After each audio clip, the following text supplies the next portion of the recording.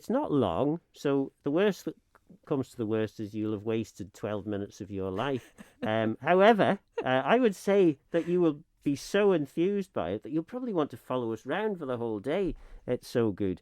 So it starts off with a sort of a play which involves sword fights between various saints. Then the doctor comes in and revives the dead saints.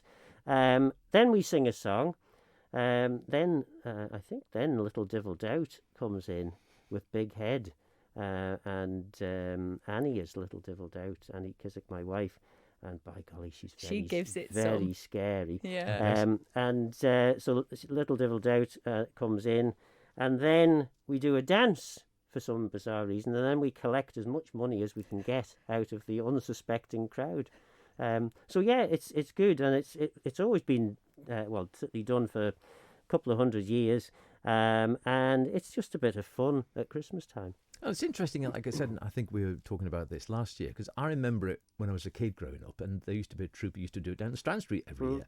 And it was quite. And then suddenly it just looked like it sort of fell from fashion for 30 or 40 years. And then just this last 4 or 5 years, it seems to have come back in again. Yes, I mean, there've been various versions of the White Boys being done over the last 20 years at different times, but maybe not as full on as we've had in recent years. And I should say there's 2 troupes out this time. There's a Peel troupe as well as our one, and we're all over the place. Our troupe's starting off at Port St Mary outside the Co-op at 10 o'clock. Which day is this? So this is Saturday the 18th. Then we're off to Port Erin railway station at 10:30. Colby Spar Shop, outside the Colby Spar Shop, not inside, at 11:15. Castletown Square, 11:45. Outside the Bunskull at St John's at 12:30. Then we move into Douglas, 1:30 outside the Strand Shopping Centre, and 3 o'clock at Regent Street, and then we finish off at 4 o'clock at Michael Street in Peel.